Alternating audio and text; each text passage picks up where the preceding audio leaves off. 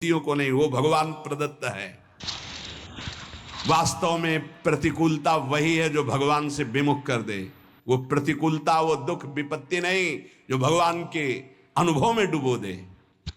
सांसारिक राग आसक्ति से पतन होता है, इसलिए भगवान अपने भक्त की प्रतिकूलता, विपत्ति, दुख आदि पर ध्यान नहीं देते, उसके भाव को दृढ़ करते हैं, अध्यात्म की ऊंचाई बढ़ाते हैं।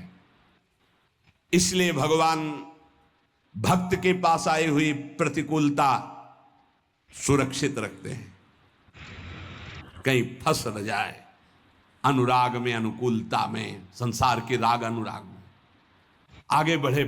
इसलिए पग पग पर भक्तों के जीवन में प्रतिकूलता देखी गई और उनको कभी निराश उदास थोड़ी देखा गया।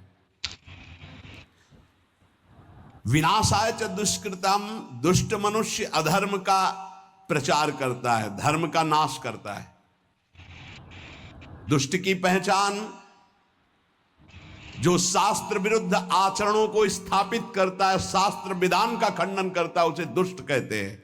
कोई भी हो जो शास्त्र विधान का सम्मान करता है और शास्त्र निषेध का त्याग करता है, उसे धर्मात्मा, साधु कहते हैं, महात्मा कहते हैं।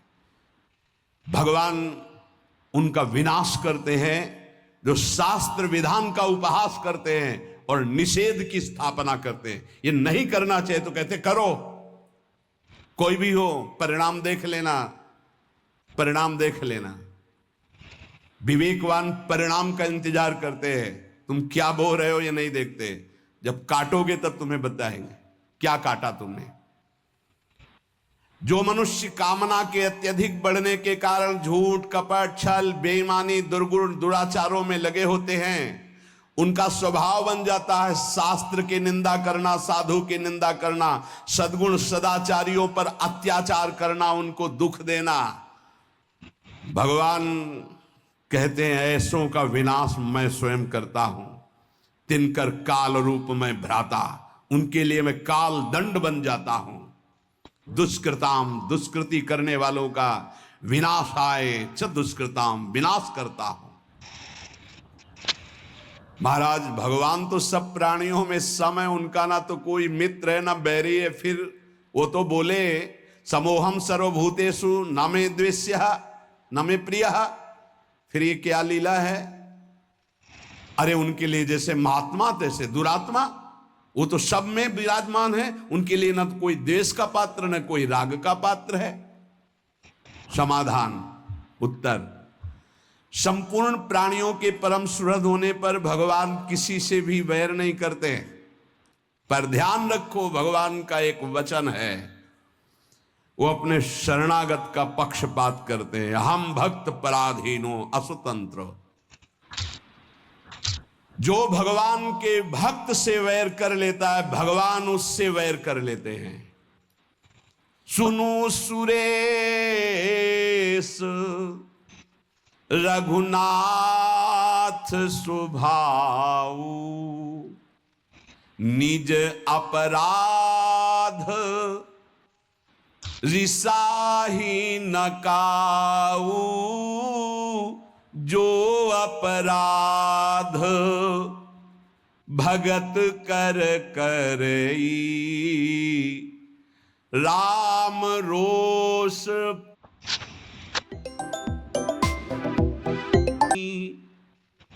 भक्त भक्तिमान। भगवान का अपराध कर दोगे तो क्षमा कर देंगे, लेकिन भक्त का अपराध कर दोगे तो पक्की दुश्मनी ठान लेंगे। दुखिया को न सताइए, दुखिया देगा रोए, जब दुखिया के मुखिया सुने तो तेरी गति क्या होए। एक काल के थप्पड़ में सब फैल जाता है। ये तो अभी जवानी है और बुद्धि चल रही है, तो जो चाहो बोल लो, समय आएगा बोलने लायक नहीं रहोगे, प्रार्थना करने लायक नहीं रहोगे। भगवान का स्वभाव है, उनका अपराध कर दोगे क्षमा कर देंगे, भक्त का अपराध करोगे सीधे वैर भगवान ले लेंगे। कौन निपट सकता है उनसे? भक्तों को कष्ट देने वाले, निंदा करने वाले, अपराध करने वाले दुष्टों को स्वयं भगवान अपना दुश्मन मानते हैं। पाप का विनाश भक्त करते हैं और पापी का विनाश भगवान करते हैं। ये पाप का विनाश भक्त करते हैं, पापी का नहीं। पापी का विनाश भगवान करते हैं। अगर भक्त की शरण में आ जाए तो पापी रहेगा ही नहीं, क्योंकि पाप नष्ट हुआ तभी तो वो साधु हृदय का संग कर पाएगा। साधु संग मात्र से संत दरस जिम पातक टरई। साधुओं का परित्राण भगवान जिस कृपा से करते हैं, उसी कृपा से युक्त होकर दुष्टों का विनाश करते हैं। क्योंकि साधुओं के परित्राण में भगवान का जितना प्यार है उतना दुष्टों से भी प्यार है। क्या?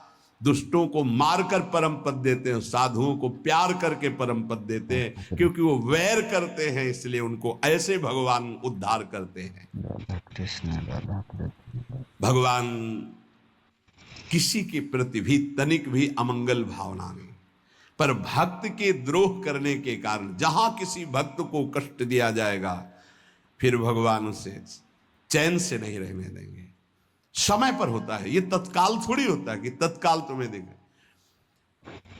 गंगा किनारे एक परम महामहिम स्थान है, पूज्य स्वामी श्री आत्मा प्रकाश जी महाराज बहुत ही महान तपस्वी, भजनानंदी, अखंड ब्रह्मचारी, ढूढ़ी घाट हम लोगों ने दर्शन किए। अस्थिमात्र होए रहे शरीरा और तेजो में, ऐसा लगता भुवन भास्कर रामबाग से निकल रहे। इतना देखो तो तेजो में, नीचे का देखो तो अस्थिमात्र होए रहे शरीरा, लंगोटी जरा सा चला ऐसा। हनुमान जी महाराज विराजमान हैं। जब वो रामायण की चौपाई बोलते थे तो ऐसा लगता था ब्रह्मलोक से आवाज निकल रही, परम पवित्र। तो रात्रि में कुछ चोर आए, क्योंकि सोने का छत्र ये सब हनुमान जी महाराज का, बहुत सी ऐसी आभूषण सामग्रियां थी।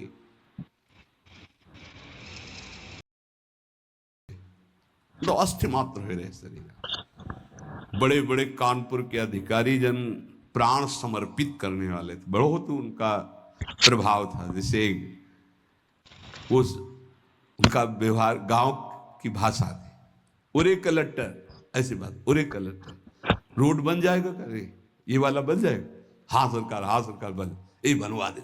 ऐसे गांव की बात, बिल्कुल सरल स्वभाव, न मन को टिलाई, परमहंस।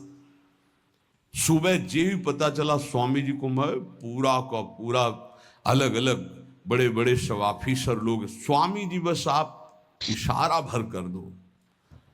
स्वामी जी जानते थे, त्रिका लग गए थे, उन्होंने कहा नहीं, किसी ने नहीं मारा है, ये देखो आपको इतनी चोट लगी। बोले हमारे कर्म का फल हनुमान जी ने दिया, कोई कर्म। बोले स्वामी जी ये सब बातें बाद में हम सुनेंगे, आप थोड़ा। बोले हम जानते ही नहीं। तो जानते हो, कुछ महीने बाद उन लोगों की जो दुर्दशा हुई कि चिल्ला चिल्ला के कह रहे थे कि हमने स्वामी जी को मारा, हमने ये सामग्री लूटी, हमने अमुक जगह बेचा, स्वामी जी से कह दो मुझे क्षमा कह दें। चिल्ला चिल्ला गए। वो विध्वंस लीला हनुमान जी ने शुरू की, चिल्ला चिल्ला के अपने आप बोलने लगे।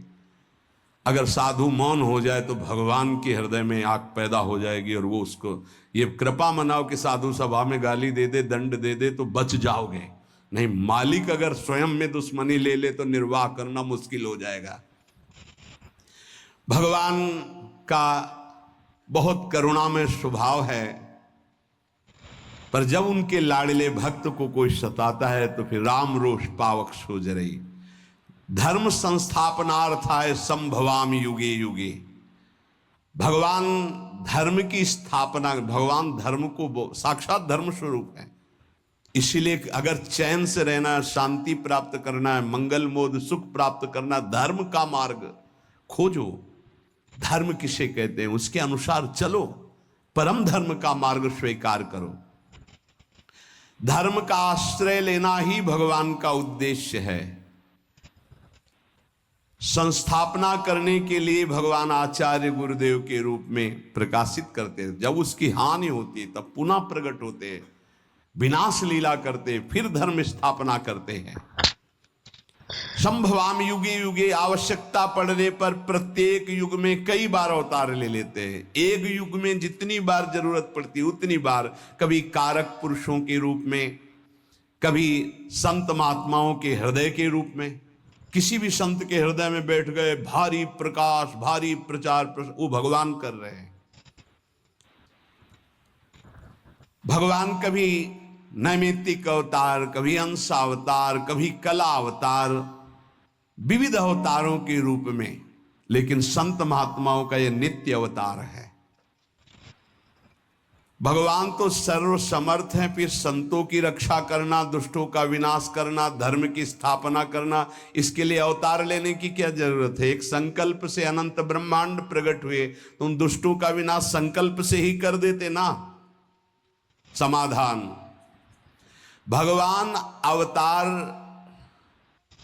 के बिना ये सब कुछ एक क्षण में पलक झपकते कर सकते हैं, लेकिन जिन भक्तों ने आकांक्षा की कि यार बनकर हमारे साथ खेले, कांत बनकर हमारे साथ खेले, लाला बनकर हमारे आंगन में घुटनों के बल चले, इसकी पूर्ति संकल्प से नहीं होगी। इसके लिए तो अवतार लेना पड़ेगा। विशेष कृपा करने के लिए, अपने भक्तों को सुख पहुंचाने के लिए भावानुसार भगवान अवतार धारण करते हैं।